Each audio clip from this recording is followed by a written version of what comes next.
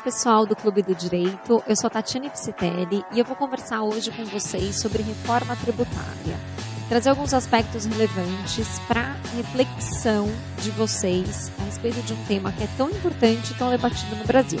Naturalmente que para discutir reforma tributária é importante que você tenha algum conhecimento prévio de direito tributário, porque eu vou fazer referência aqui a alguns pontos que já são básicos e introdutórios do direito tributário. Então a minha ideia aqui é sofisticar a sua reflexão, sofisticar o debate relativo à reforma tributária no Brasil.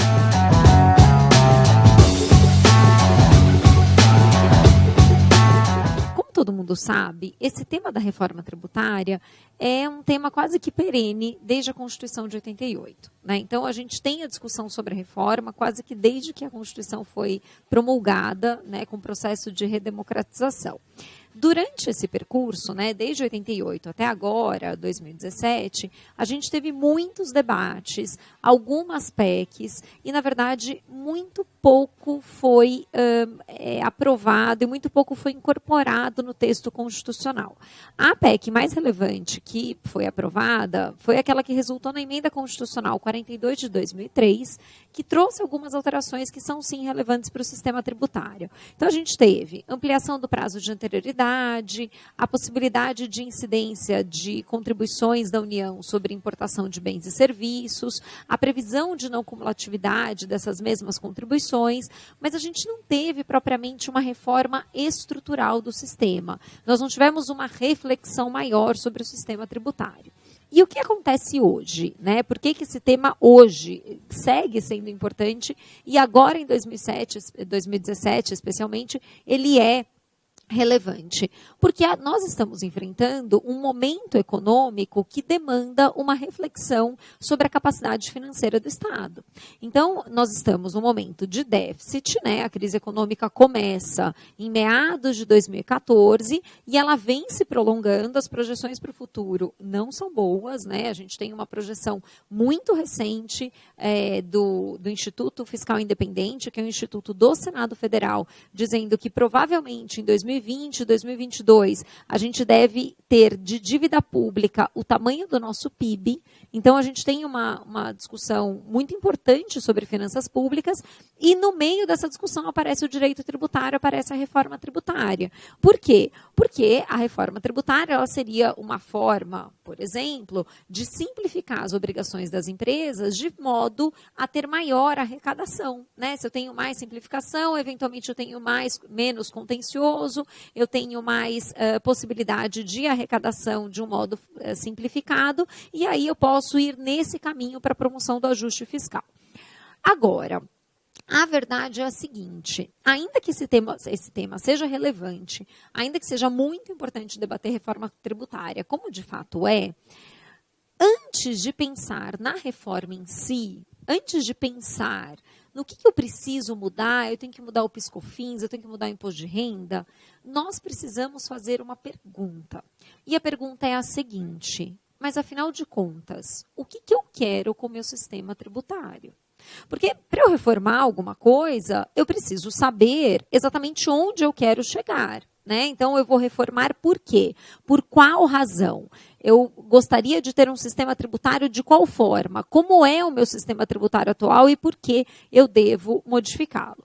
Então, na minha percepção, antes de tratar de reforma tributária, nós devemos enfrentar uma questão preliminar que é saber qual é o papel do direito tributário. Afinal de contas, gente, para que serve o direito tributário?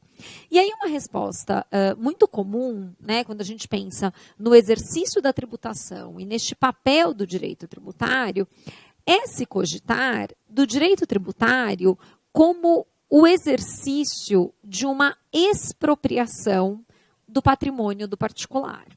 Então, o direito tributário existe para tirar a minha propriedade particular de forma compulsória, de forma impositiva, porque eu preciso contribuir com esse Estado. Porque eu não sei muito bem né, qual é a razão. Mas o fato é que vem o Estado e retira um pedaço da minha propriedade. Essa é uma visão muito comum de direito tributário, uma visão, inclusive, encontrada em diversos manuais. O direito tributário expropria o patrimônio do cidadão. É uma invasão do Estado no patrimônio do particular. E, em função dessa concepção, que é uma concepção muito arraigada aqui no Brasil, a gente tem a seguinte ideia aqui de direito tributário. Essa é uma charge que é bastante famosa, que mostra aqui, né, então, o povo, né, que é esse trabalhador aqui, esse pescador, pescando, acumulando sua riqueza, e o governo retirando a riqueza dele sem ele perceber, né? Então, a gente tem aqui o Estado roubando o cidadão, e não o cidadão contribuindo voluntariamente, né, para o Estado. Aí vocês vão dizer, óbvio que não, porque o direito tributário ele não é voluntário, ele é impositivo. Só que essa charge ela mostra mais do que a impositividade. Ela mostra, na verdade, o governo enganando a população. E aí, efetivamente, adotando esse papel, assumindo essa postura de expropriação.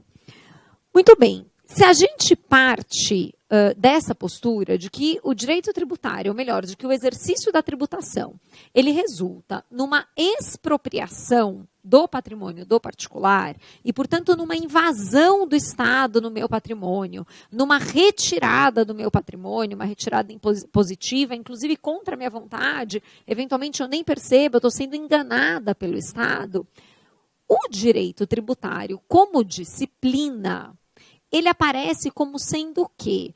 Como sendo um mecanismo de proteção deste cidadão. Então, eu tenho direito tributário para me proteger deste Estado que vai depredar o meu patrimônio. Para me proteger desse Estado que vai, sem eu perceber, me enganar e retirar a minha propriedade. Isso faz muito sentido também no contexto da nossa doutrina, que é, em grande parte, focada nas garantias que o direito tributário traz, nas garantias do sistema constitucional tributário. Então, o direito tributário existe para me proteger, me proteger do Estado nesse seu afã arrecadatório. Esta é a função do direito tributário. Muito bem. O meu objetivo hoje, aqui com vocês, assinantes do Clube do Direito, é desconstruir essa concepção.